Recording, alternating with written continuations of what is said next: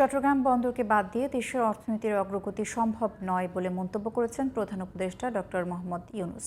বুধবার চট্টগ্রাম বন্দর পরিদর্শনকালে তিনি বলেছেন, শুধু বাংলাদেশেরই নয়, নেপাল, ভুটান ও সেভেন সিস্টার্সেরও অর্থনৈতিক হৃৎপিণ্ড এই বন্দর। চট্টগ্রাম বন্দর উন্নয়নে বিদেশিদের সাহায্য প্রয়োজন বলেও জানিয়েছেন প্রধান উপদেষ্টা। আহমদ অনিকের রিপোর্ট। অন্তর্বর্তী সরকারের দায়িত্ব নেয়ার পর প্রথমবার চট্টগ্রামে আসেন প্রধান উপদেষ্টা অধ্যাপক ডক্টর মোহাম্মদ ইউনূস। বুধবার সকাল 9:30টার দিকে সেখানে পৌঁছান তিনি। চট্টগ্রাম শাহ আমানত বিমানবন্দরে প্রধান উপদেষ্টাকে স্বাগত জানান সিটি মেয়র সহ অন্যরা।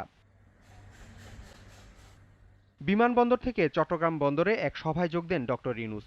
সেখানে তিনি বলেন, এই বন্দরের উপর শুধু বাংলাদেশ নয়, আশপাশের কয়েকটি দেশের অর্থনৈতিক অগ্রগতি নির্ভর করছে।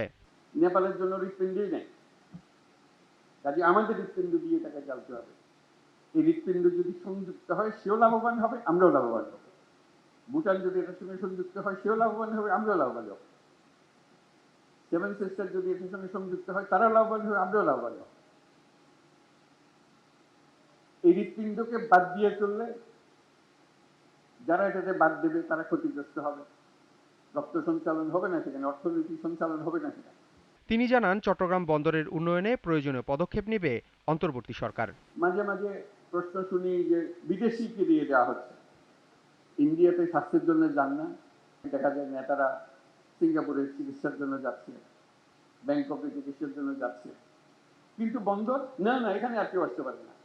ভাই, আমাদের চিকিৎসার দরকার, তো এই হৃৎপিণ্ডের চিকিৎসার দরকার, তাহলে বিদেশি ডাক্তার আনতে হবে, তো উপায় নাই আমাদেরকে সবচেয়ে সেরা চিকিৎসক এটার পেছনে দিতে হবে, যাতে এই হৃৎপিণ্ড বিরাট আকারে আমাদের বানিয়ে দিতে পারে, কোনো সমস্যা যেন আমাদের না হয়।